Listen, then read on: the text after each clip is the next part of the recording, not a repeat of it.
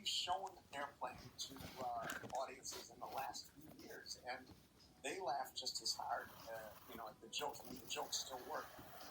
But I think it would be hard to get a movie like that made, to get it through the studio, the executive route. One of the nice things about Eisner and Katzenberg is that they came from filmmaking. The Paramount staff came from filmmaking, so they appreciated the creative process. It's kind of one of these stories, and I don't think we put this in the book, was in 1980 when the movie was released around the world. We traveled with the movie to do publicity and stuff, and we wound up going to Germany, where the movie was dubbed in German, and it was clear sitting in the audience that a lot of the puns didn't work. But then when the black guys came up, we thought, oh, for sure, this is going to fall on. Nobody's going to like this. But when they came up, the audience laughed as hard as the American audiences laughed. And so we asked somebody afterward, how come everybody laughed at that? And they said, well, we had dubbed the black guys in Bavarian, which is a German kind of dialect. And so the fact that they were black was irrelevant. It was the fact that we had dubbed them in Bavarian, or that whoever did the dubbing had been smart enough to dub them in Bavarian. You left the leaflet about greatest Jewish sports stars intact, which was hilarious. But you did take out the one with Jose Feliciano and Stevie Wonder, and talk about that a little bit and why you decided, no, we don't want to risk offending people of Polish descent.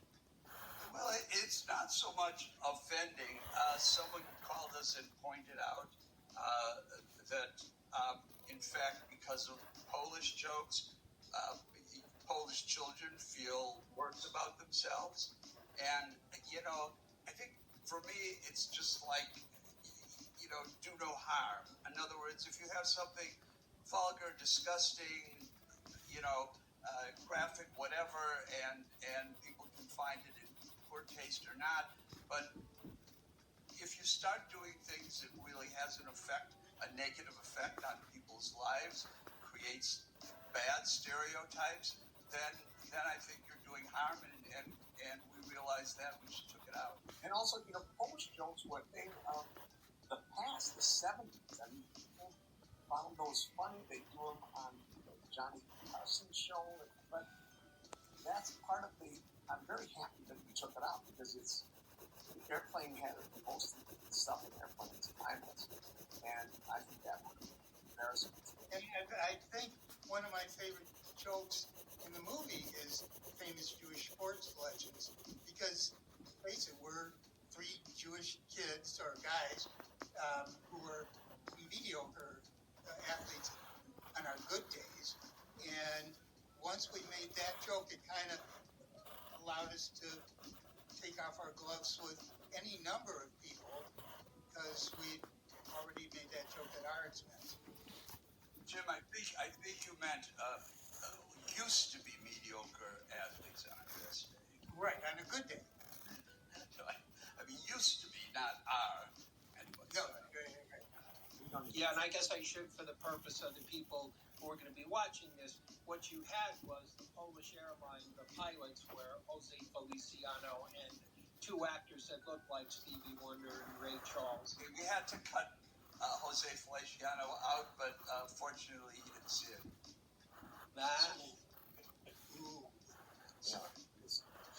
Still got it, Jerry. What? No, I don't know about that. Okay. What I loved about the scary movies, it allowed you to parody other films, and it didn't just have to be one. It could be a whole, it could be the genre movie at a time when it was hot. Has there been a movie recently where you guys talked to each other and you said, you know what, we can do this. We can take this and we can run wild with it. What came the closest to getting you guys back in the room? You know what? We saw Top Gun, and we love Top Gun, and I Top Gun could have been parodied, and Jim and Pat Roth did the Hot Shots movie. So we thought we could, do something like that. But we didn't. I think we didn't feel a lot of love from the studios who are anti something like that. It would have also required work. When I look at the other works that each of you did, even separately, I'm thinking of Basketball. I almost feel like, was that movie worth it just to hear Bob Costas say, "You're excited, look at these nipples"? I mean, have you always felt like you're getting away with something here? I felt the same way about Beaver Cleaver's mom. Well, we did. We felt we were getting away with something, and not realizing that when Bob Costas saw the movie, he was horrified, and it was like he's so embarrassed, and he said to me, "Did you have to put that in the trailer?" And I said, "Of course, it's the funniest gag in the movie. That's what we put in trailers." So, anyways, but it wasn't until about 10 or 15 years later that Jim, I think you were on one of his shows, on some show where Costas interviewed Kareem, and he said, "Is David still mad at me?" Because I guess he showed David to his kids, and they loved it. Of course, Jim. Costas came around after a while. And realized he was a hero to his kids. By the time they got to the kids. Because I was always intrigued to see Kareem Abdul-Jabbar as the pilot on the plane. And, they recently there was a series based on the Go-Go Lakers and Jerry Buss and all that stuff. And Kareem did not like that.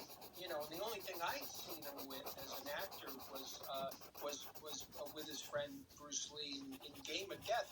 How in the world did you know that he had the kind of sense of humor where he could poke fun at himself that way, to the point where he actually, he eats the fish and gets dragged out of the cockpit and he's wearing his Lakers uniform? I mean, what was that dance like to get him to commit? That was another instance of us just getting lucky. The original part was written for Pete Rose as the athlete pilot, but we filmed during the summer of '79, and Pete Rose was playing baseball that summer. So it's sort of as a second choice, we went after Kareem and wrote the stuff for Kareem, and he really appreciated it, and he read the script and completely got it and loved the idea of having a laugh at his own expense. And the only correction he made, he read the whole script, as opposed to, I think, a lot of people only read their parts, but he read the whole script, and the only correction he requested we make is that in the flashback to the African tribe, we had written that the African natives had bones in their noses, which of course would have been awful, but he was the one who requested we take that out. And I should say then, we were in that scene where the actor playing Kareem is acting his part in Airplane, but the three of us had neglected to read the script, and we were kind of horrified when they had Kareem saying "fuck off" to the kid, and we were like looking at each other saying, "We don't remember it ever being like that." I called up Ross Harris, the actor who played Little Joey, and I said, "Was Kareem you?" He said, "No, he was a complete gentleman the whole time." So that was complete fiction, and so we wrote a letter to the editor at the LA Times, and I think Kareem appreciated it because he was nothing but a gentleman on the set. In the book on which that series was based, that reaction actually came not on the set of the movie. They transposed that onto the set of the movie, but it was something that happened kind of early in his career when he had enough of being incessantly hounded for his autograph. But that's interesting that he raised the question with the African tribe, and not the brickbat that he just refused to get back on defense. Yeah, Kareem may have said that. I don't know, to someone along the line, but not the kid.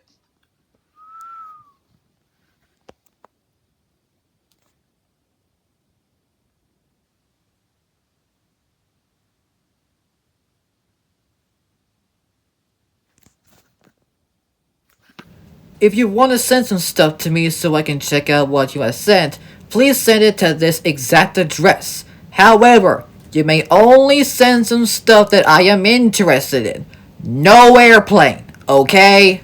Because if you send something like this, I will make sure that I will tell you that I do not like this film at all. Unless if you would send me that Zucker Abraham Zucker 3 film collection set that I'm gonna get for Top Secret, well, you can probably tell that I'm not gonna get it for Airplane, I'm not gonna get it for Naked Gun, I'm only getting it just for Top Secret. However, I do think that you should send the set as a whole because, let's face it, it's a big deal. So make sure you send stuff like this, or this, or this, or this. And yes, even Airplane 2 the sequel. Oh, and get this, a special collector's edition of Twister, complete with a steelbook that features not only the secondary poster artwork, but the image of the pipe scene on the back. Heck yeah, I'm getting this. Well, actually, we do have the double feature set, which consists of Twister and Twister, so we're pretty dang close. And also Airplane 2 the sequel, which had this cover. Just look at those nuts. I can't keep up with them all. And even the one in the original theatrical poster. Like, look at it. And just look at this poster for the worst film of all time. I mean, come on, do they really need to tie that plane up into another? I mean, that part never actually happened in the film. I mean, they clearly just used a toy model plane. Like, come on, really? And yes, this is what the plane actually looks like in the film. And here's another image of that same goddamn plane model, also from the film. God damn it, I hate this film. And its different titles, like this one known as Flying High, but I would refer to the film with this title. I just hated it so much. So make sure you send in to this address, and I hope to God I will look at them. And in the words of the good old immortal named Connor McLeod, there can be only one.